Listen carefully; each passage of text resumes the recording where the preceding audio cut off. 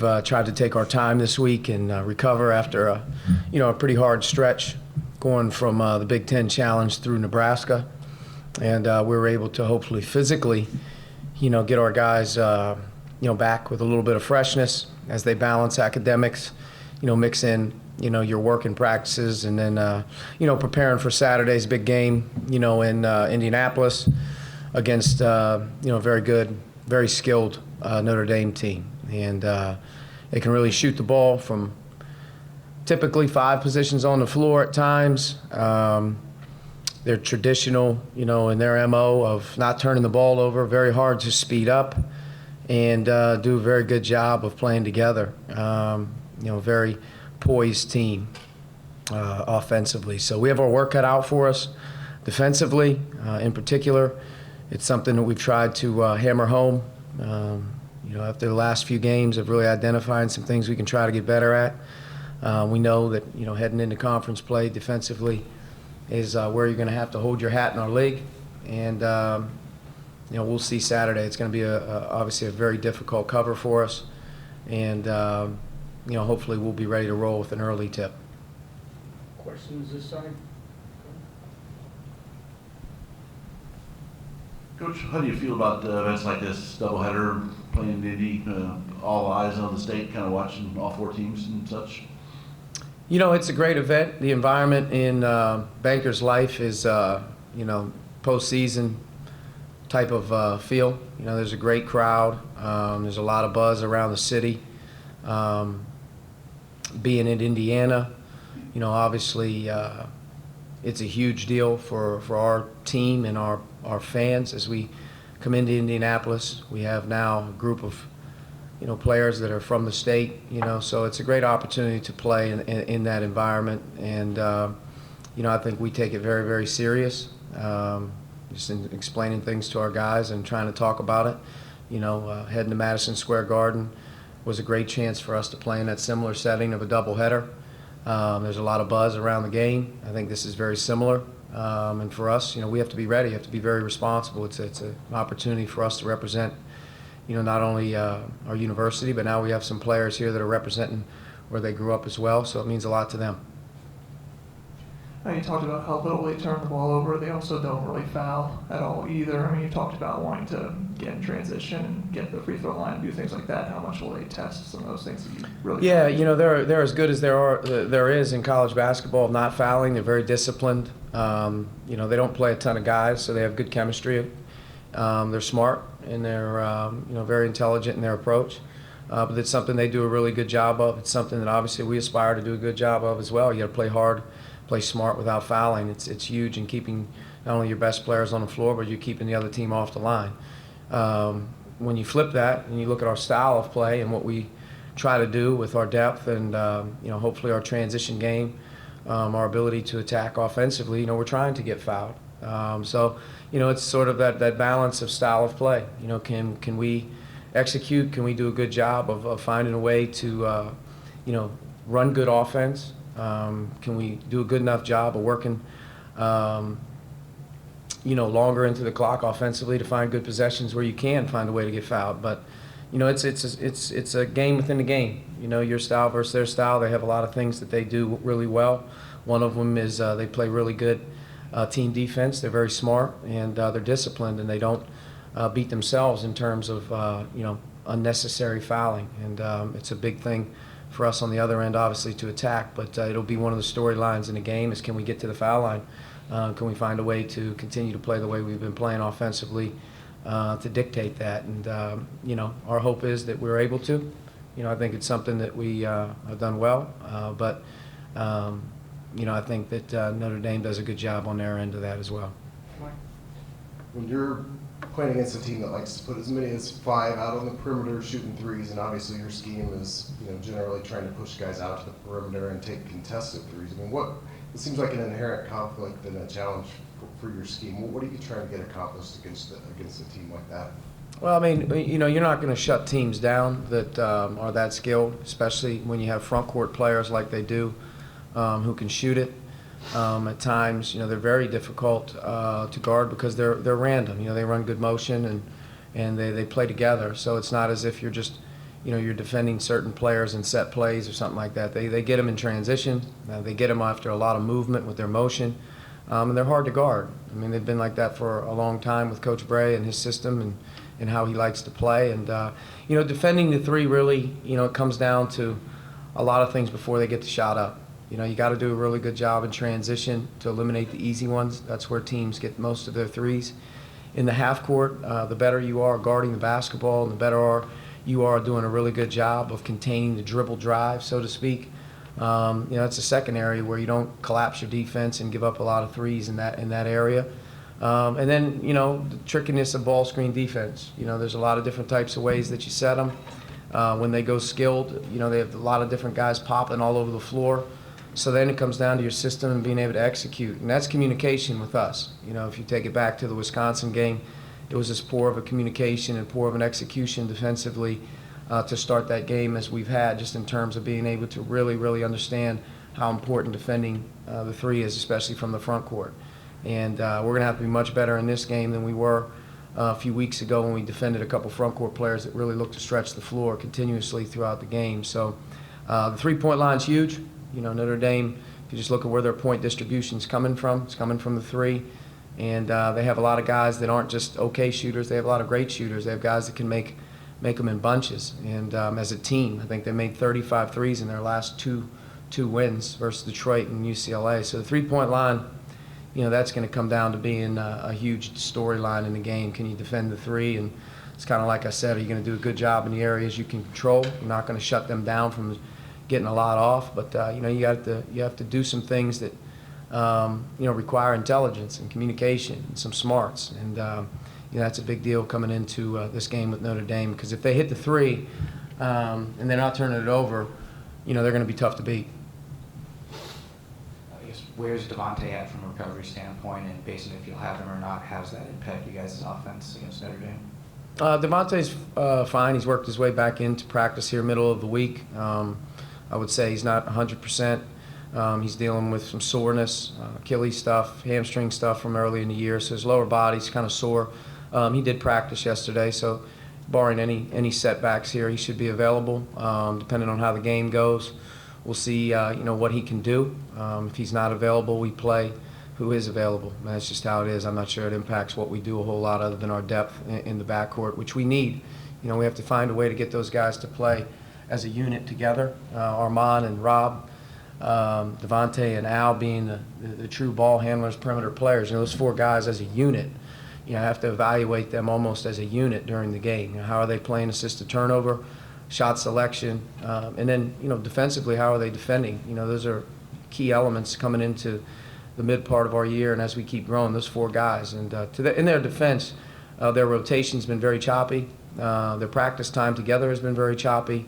And as we head into this one and moving post-Christmas, hopefully we can get some time where those guys are together for quite a bit of time. This is the first time Rob strung together continuous practice time, with his teammates. So, getting Devontae back a little bit here at the end of the week. We'd love to have the opportunity to have, those four guys at, tip-top shape. But right now it hasn't been that way since the start of the year. But I do expect everyone, barring today's practice, to be ready to go for tomorrow.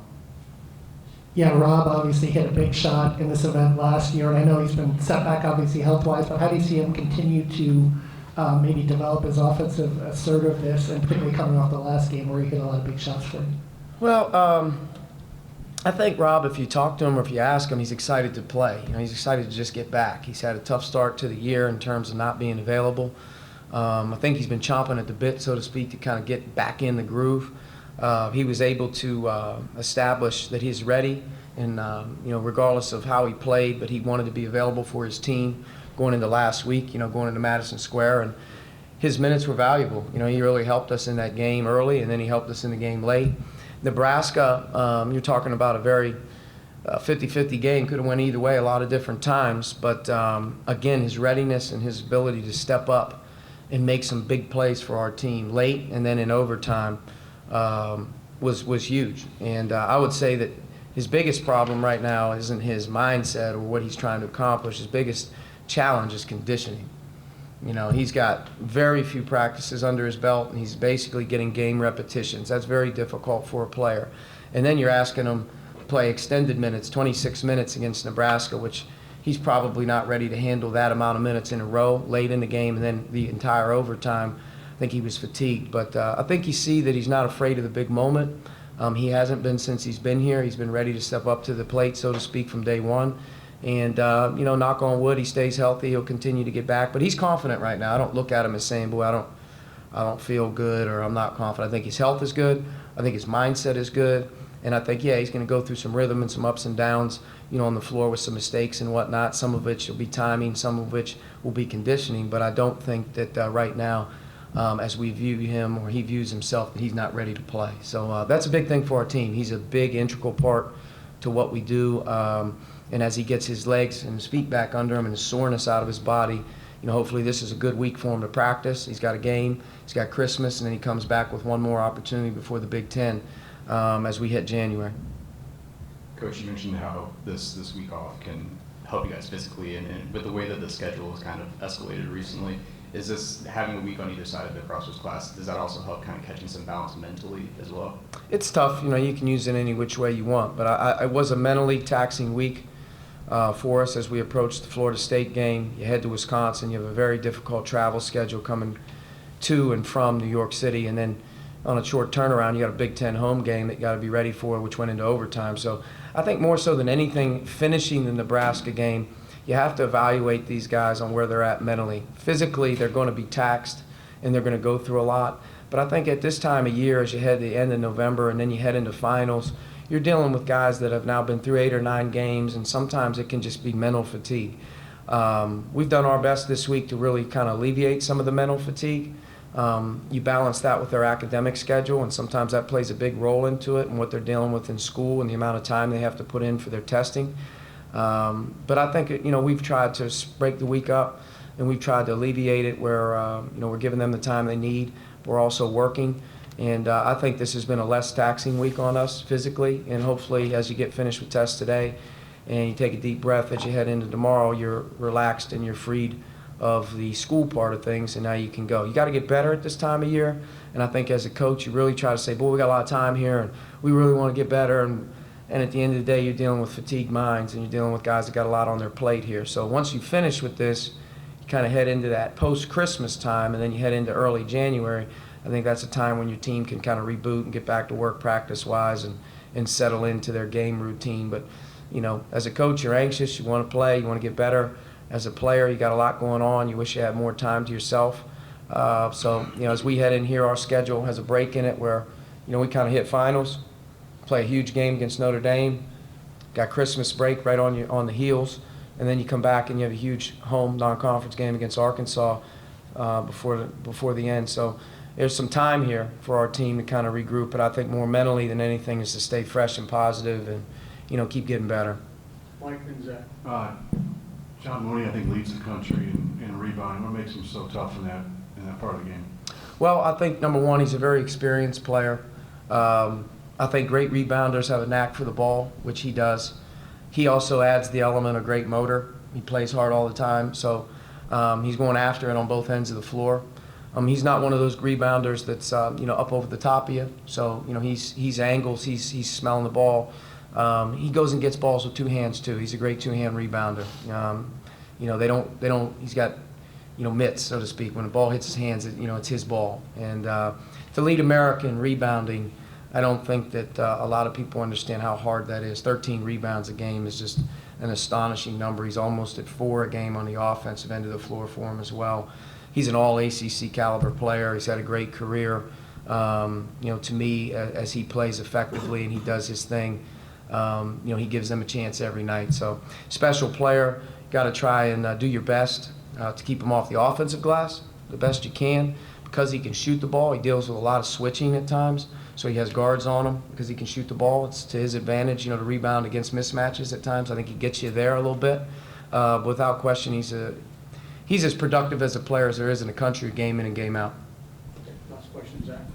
Those 4 guys that do a lot of the ball handling, Devontae, Rob, Al, Armand, I know you haven't really been able to think about them as a group because of the injuries the last couple of months, but in an ideal world, what do you want that rotation to look like most nights? Is it 2? Is it 3? if you can get all four of those guys healthy, kind of where do you want that to be distributed? It's a good question. You know, me personally, I've taken a step back and really tried to identify that position group. I think you look at them as almost like a football team where you have your DBs, your line. That's our guard.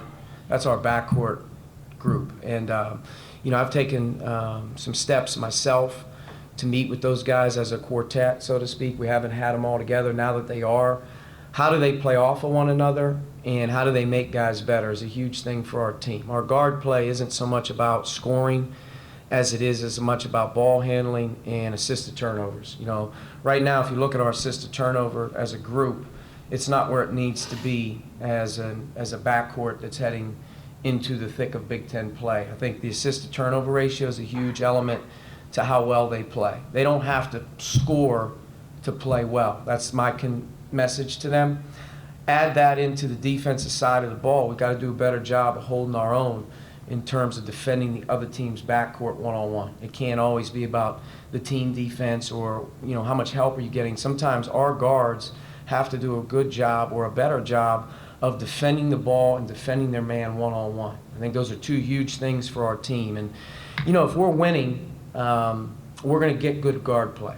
If we're not winning, a big attribute to not winning is not getting good guard play. And that doesn't mean making threes, and that doesn't mean scoring a lot of points. That means as a quartet, as a group, their floor game on offense, making guys better, assisted turnover, and then their floor game on defense in terms of not only one-on-one, but a commitment as a group to defend the other team's backcourt in a better fashion. Getting Rob back and getting him more minutes helps both of them, and it alleviates some pressure from some of the other ones. They can all play together. There's going to be some times maybe where we have three of them on the floor in special situations, press offense, zone offense, end the game. I think typically we need to be a bigger team to do what we need to do.